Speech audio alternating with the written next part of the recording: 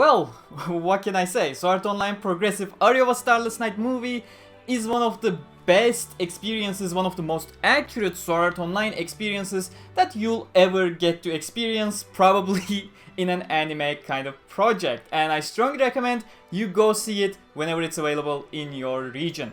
Welcome everyone, it's me Gamerturk, your best source of Sword Art Online information, and this is not an explain, no, this is going to be a spoiler-free review for Sword Art Online movie that we have recently received, Progressive Aria of a Starless Night. Now the reason I'm doing a spoiler-free review is, one, most of you will likely not gonna see this, you know, until it's actually digitally available, because either your region doesn't have it, or your region has it but your local cinema does not. So, you know, if you're one of those unfortunate ones, this one is exactly for you. Don't worry, zero spoilers, but I will give you a whole lot of information, non-specific information of course, you don't need to worry, as I said, regarding what to expect from the movie and why it is an absolutely amazing one. The second reason of why I'm doing a spoiler-free review is because I have been invited to the press screening in Turkey by CGV Mars, I am gonna say their Turkish name, CGV Mars Dağıtım, which is CGV Mars Distribution, I guess, if I had to translate. And they did request me that before the official Turkish release, I still do a spoiler-free one, you know, just to not spoil the Turkish audiences. Not that I have a lot of Turkish people watching here, most of you are from the US actually, and most of you are not subscribed. Go ahead and subscribe please. But yeah, you know, just fulfilling that reasonable wish of not sharing spoilers before the movie is actually out in my region. And afterwards I am of course gonna have a full spoiler one. Again, it's still not gonna be an explained because, well, I do have about 5-6 pages of notes. I still would like to have a digital one in front of me that I can actually go back and forth just to validate stuff. I don't wanna do an extensive explained on the entire movie without having that 100% validation, because some of my notes, they are actually things I am not absolutely sure about because some things happen way too fast and require validation. So yeah, even my spoiler review is not gonna be an explained. So still, I am rambling on too much. Let's start with that spoiler-free review of Sword Art Online Progressive Aria of a Starless Night movie, shall we? Why am I even asking that question to myself? We shall, yes, let's begin. So, at the beginning of this video, I have said this is one of the most accurate and best Sword Art Online experiences that you'll ever get to experience in an anime format. That doesn't mean the movie is actually faithful to the novel itself. It's a bit complicated. You see, we have Mito, obviously you know from the trailers, she is not in the source material, so to give you an overview, pretty much the first half of the movie happens before the beginning of Aria of a Starless Night. The original Aria of a Starless Night begins 3 weeks into the story, and of course we're going with that Kirito perspective in the novels, whereas we have the completely Asuna perspective in the movie. But even without that, you know, the first 3 weeks as well as 1 or 2 days before, that is completely original, most of which, for Asuna speaking of course, not for Mito, most of which is actually created based on a whole lot of references that we have in the novels with 1 or 2 sentences here and there. So it's stuff we do know exists, but it's stuff we never knew the details or the extent of. The first half of the movie is all about expanding on that, as well as establishing the new character, Mito, as the, you know, I don't want to say deuteragonist, I'll get to it in a bit, because she never feels like the focus of the movie. She is, let me get this out of the way, she is an absolutely amazing addition to the series in my opinion, especially for the anime onlys.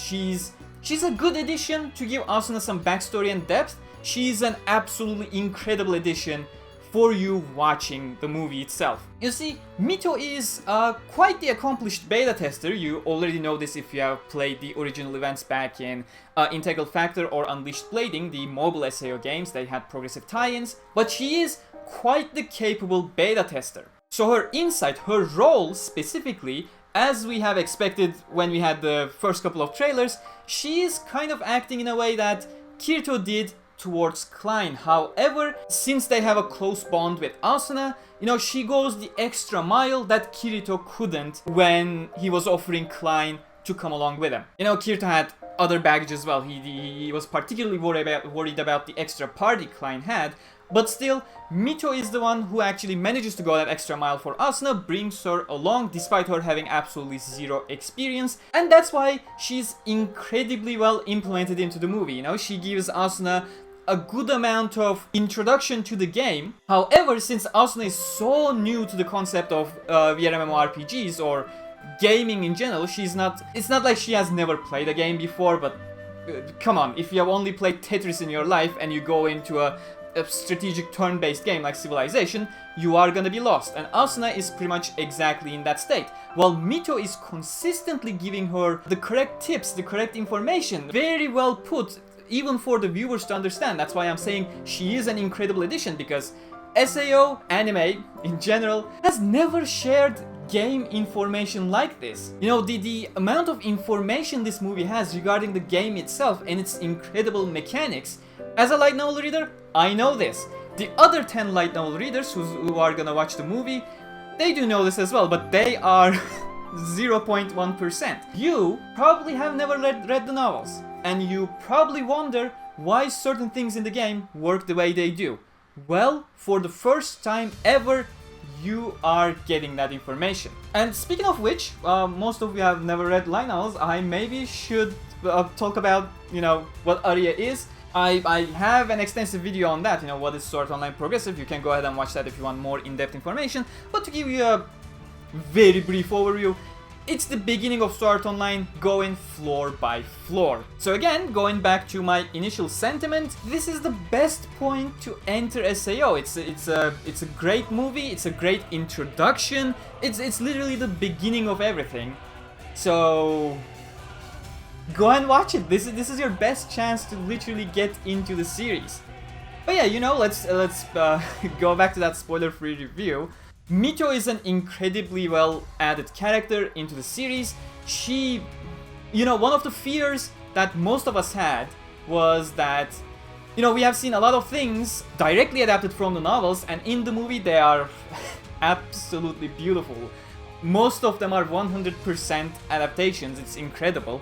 But, you know, still, as light novel readers, we are kinda skeptical when a brand new character who is supposed to have such a huge role in the series, in this movie specifically, let's not say series, in this movie specifically, goes into an already established story like Aria Starless Night. And well, those worries have been completely unwarranted in my opinion. Mito is put into the story in such a way that, as I said, she never feels like the focus. She just feels like a supporting character for Asuna when she has actually nothing to, you know, have a back and forth with. Without Mito, these first 3 weeks, they would not have existed. But the good part is, the fact that they exist, it doesn't ruin anything in the story, because Asuna is such a new person to the games that she is not exactly able to soak all the information Mito is giving her. So in the end, that dynamic includes you as the viewer as well, by the way. That dynamic is incredibly well crafted, that it does not affect the story that's supposed to follow by, you know, giving Asuna too much information. But it gives Asuna a baseline that she can do something with, and it gives you a huge amount of information about this game like you have never received before, so you can understand what Sword Art Online actually is, how it functions. We never had this back in the original anime because all of these were inner monologues of Kirito, and we know how inner monologues are handled in anime. They are not handled. But here, Mito existing and not having inner monologues, the fact that she's explaining these things to Asuna, it works, you know? It works, everything is included, every single detail. Even details that are not mentioned in Progressive, like Sword Art Online the first day, the little Nepenthes, they are a huge part of the middle section of this entire movie, and you receive pretty much all the information that is relevant. It's incredible, really. As a light novel reader, I was constantly having a smile on my face going, oh my god, they explained this as well. But yeah, again, me being a light novel reader and being impressed with the amount of information they are providing, and the information is never exposition, it's always sprinkled around for you to pick up properly rather than dumped at you, getting you bored, you know? It's all tied to the events that we're seeing, so you get to learn while you're experiencing it. So you get to learn while experiencing the entire fun or the event that's happening. And you also get to see how human these characters are, especially there are some moments like the two experiencing their first deaths.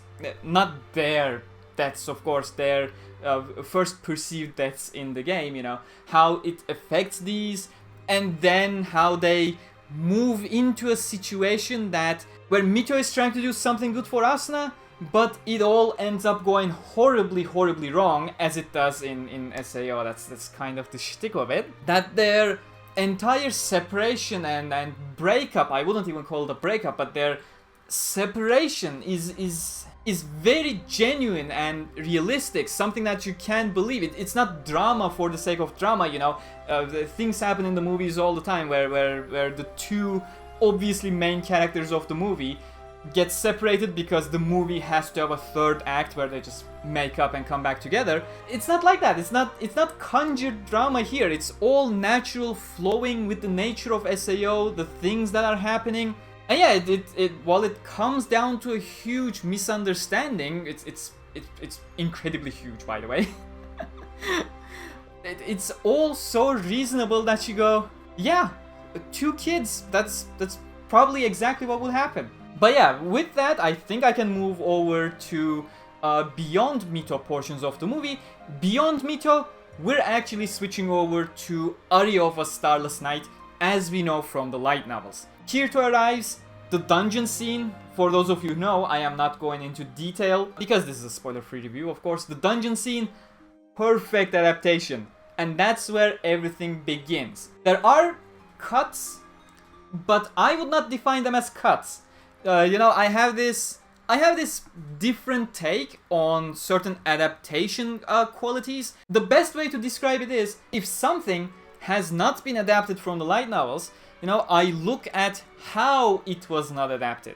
In some cases, things are adapted in a way that completely rules out the possibility of that key event existing in this format. So, if we're looking at War of Underworld, for example, the inclusion of Eiji and Yuna, it completely rid Moonface of his, you know, being kind of the messenger between the two different factions during War of Underworld. Simply did not happen because Eiji's existence, it completely destroyed that role, simply cannot be fitted in.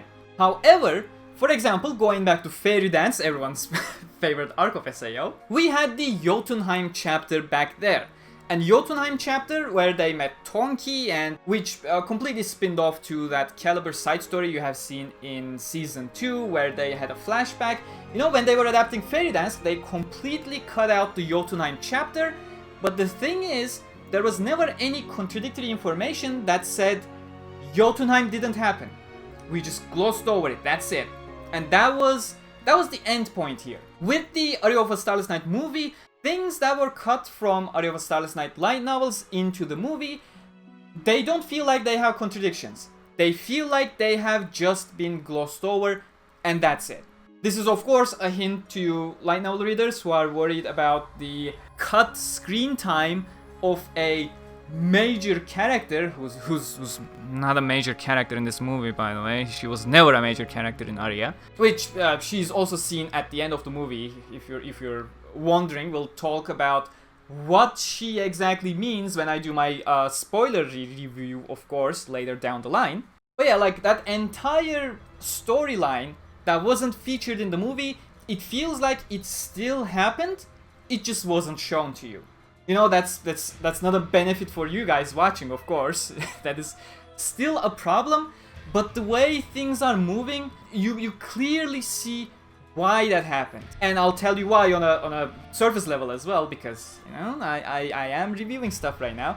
The movie is from Asuna's perspective. That entire storyline, the only thing that was removed when they were bringing it over to the movie, that storyline has absolutely nothing to do with Asuna. You know, it's questionable how much Asuna even knows about that story thread that's happening in the first place. And the movie is so clearly from Asuna perspective. You know, one of the scenes we have seen in episode 2, which was adapted from Aria of Starless Night as well, which had 80% of the story cut. The bread scene, you know, the cow milk being put onto the bread, etc, etc, that scene specifically. Back in episode 2, that was completely from Kirito's perspective, so we see Asuna taking a single bite, standing completely still, and then nom nom nom nom nom, completely obliterate the damn bread. In this movie, since we are seeing it all from Asuna's perspective, we actually get to see how she feels when she took that first bite. And that's what happens when all Kirito perceives is just her standing still with the bread in her hands. That's the clearest showcase of this is what Asuna experiences. And that storyline, that was not shown in Aria of Starless Night movie, that wasn't a storyline that Asuna ever experienced to begin with. So again, with the way this movie is going, it was very clear they were incredibly competent at what they were doing when they were deciding what to adapt. That is so rarely the case with Sword Art Online anime, especially coming after that entire Alicization train wreck. This is marvelous. This is the best it could ever be. The entire movie has literally 2 action set pieces. It has a bunch of fighting going on here and there, but 2 action set pieces. You know, if this was an anime episode, every single episode had to have an action scene that was conjured up. Going back to that point of, you know, movie is objectively better than the anime. I'm kind of jumping from point to point. This is gonna be absolutely terrible to structure around, but we'll see how that goes. You know, the fact that they had an entire movie to work with, everything feels so well paced. You know, it's a 97-minute movie. It felt like a proper episode 1 and 2. It felt like a proper 40 minutes, in my opinion. It was going so fast for me. Not in a bad way, you know, it's not a pacing issue. It's just, it's such a well portrayed story that it feels shorter than it actually is. If this was a 5-episode or 6-episode even weekly anime, we would have a whole lot of bloated portions and a whole lot of rushed through portions. That's never the case because they have a proper 100-minute runtime that they can work with however they want without the constraints of 20-minute exact blocks. That's something I always say when there are people who go, oh, it is a movie, it's gonna suck. No, it's not gonna suck, it's objectively better. But yeah, one of those concerns, at least for anime onlys who don't know all the intricate stuff that's happening in the light novels, you may go, hey, people said this is just a proper episode 2, you know? I watched that, what, 10 years ago. Why should I watch this? Why should I watch a 97-minute version of a 20-minute episode that came out 10 years ago? That seems like a bloat fest. No, it is not. And that is another thing they dealt with wonderfully, if you ask me. First off, it is incorrect that this is just episode 2, because we have the first half of the movie that's covering the early period of Asuna in the game as well, so I would consider this a replacement for episode 2, yes, however not a replacement for episode 1, which was Kirito's first couple hours in the game. It is a parallel story to episode 1 of the first season of the series, and a complete replacement for episode 2. And moving over to that episode 2 section specifically, it is absolutely worth it. For starters, a whole lot of things we have seen in the original anime, since it was from Kirito's perspective, we get a whole lot of bloated time with Kirito because, you know, he has all that insight. That's not a complaint in regards to bloated, like I should say expanded screen time with Kirito, because everything he sees, everything he experiences, since he has the game experience from the beta, all that insight, you know, that part of that insight is being provided to us, and the scenes actually last longer than they realistically are. From Asuna's perspective, scenes just happen. Kayaba's tutorial, Kayaba comes up, that giant avatar, he speaks, and Asuna listens. No reactions from her, it's just Kayaba speaks, and in the original anime, that was like a 5 to 7 minute scene, if not more, if not the entire second half of the episode. Here, that entire scene is done in 2-3 minutes. We just get the introduction, bam, move on, because Asuna has literally nothing to say. The good part is, we see the whole reactionary things that happen afterwards, which is great.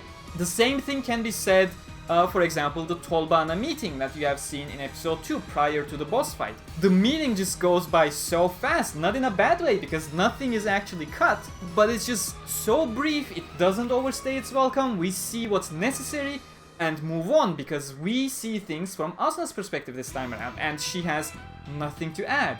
Well, when she does add, don't get me wrong, it's not like she does absolutely nothing the entire movie, that is not the case, but you get what I mean. Kirito has so much things to say after every single sentence someone spouts. Asuna does not, because she's just getting introduced to this world. As for the boss fight, you know, Ilfang, the Chad Fang fight. I love Chad Fang, by the way. The Ilfang fight is absolutely incredible. This is pretty much the one true boss fight we have ever seen in the series. You know, nothing of this sort ever was shown to us on screen back in the original anime, because we had Ilfang, and then we had Gleam Eyes, and then we had the Skull Reaper as our three main boss fights back in the original series. And the thing is, that they were very much abridged. These boss fights take half an hour to an hour usually. We don't get to see an hour-long Ilfang fight, don't get me wrong. But in the original anime, these fights usually last 3 to 4 minutes of fighting, and that's it. And it gives you the wrong impression that these are, you know, easy fights. Whereas in this movie, we get a whole 10 to 15 minutes, if not more, in that boss room. And we get a proper boss raid being visualized to us, you know, everyone's just fighting, and then the tables are turning, and then I don't know how to say this without going into spoilers, so I am not gonna say anything else. This is the first time you are watching a proper boss raid in the history of Sword Art Online, so enjoy. But yeah, this entire movie is Asuna's perspective, so how do we see Kirito? That is a great question, and that is one of the best things in the entire movie. There are a whole lot of best things in the movie. If you haven't realized from my spoiler-free review so far, I am extremely thrilled, extremely happy about how this movie went. But Kirito's portrayal, that is incredible. They actually nailed it, because in the light novels we get to see how Kirito behaves, and then we get to see the rationale behind how he behaves. When this is usually translated into the anime, because he is such a huge awkward dork, this is never portrayed properly. We just get to see his triumphant things, but we got none of the rationale, and we got none of the portions that didn't actually work as intended. It's always, oh, Kirito managed it again. Yes, he did, but how did he manage it? Or what he went through before actually managing it. Of course, since this is Asuna perspective, we don't get to see his rationale behind. However, we are portrayed for once a proper Kirito in this movie. That awkward dork that he is, you know.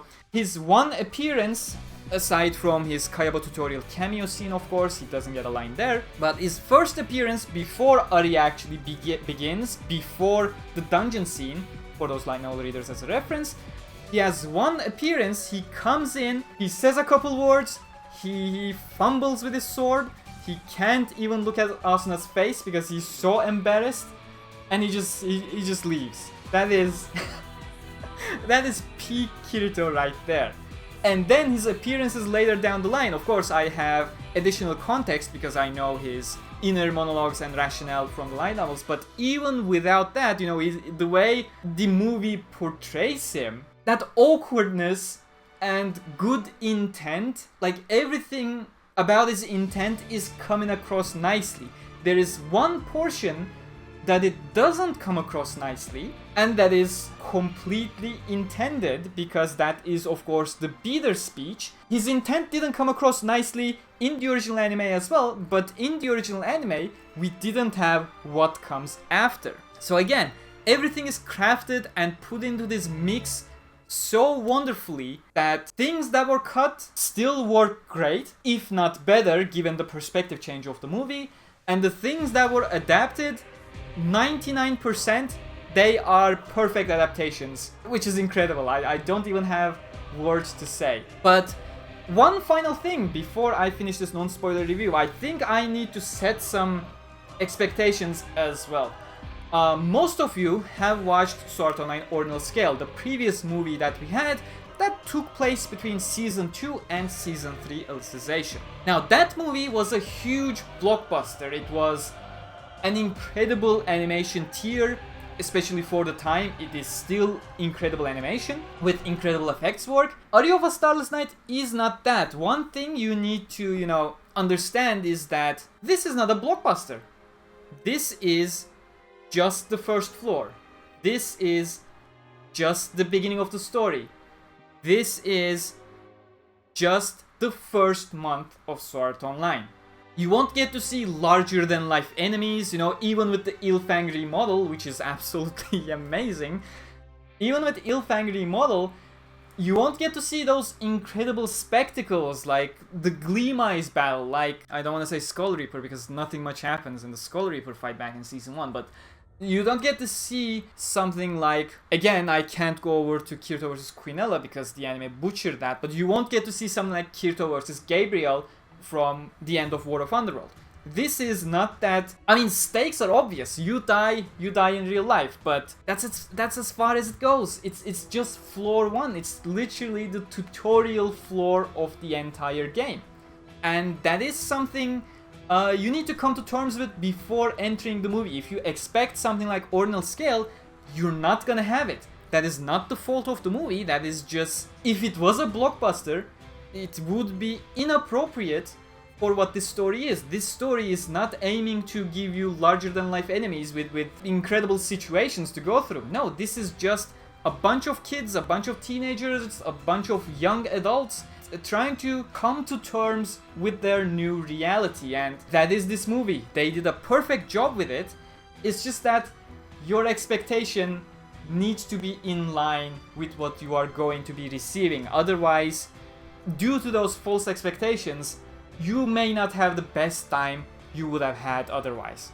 So again, this is a fair warning to you. Going in, don't expect the best action-filled movie you were ever gonna watch.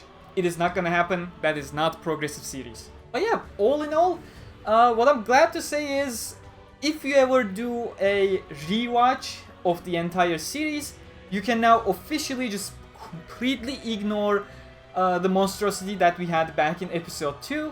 Just watch episode 1 and then watch this movie instead, once it's available in digital, of course, and then continue with episode 3. Now, of course, next movie is going to be Floor 5, Scherzo of Deep Night. People have pointed out that I should not pronounce that as Scherzo because it is Italian, and it's just the German in me screaming when I read that as Scherzo, so I'm sorry. I'll try to get used to not pronouncing SCH as a sh. So yeah, but don't worry about jumping to Floor 5. If you want more context, you can watch my video over there.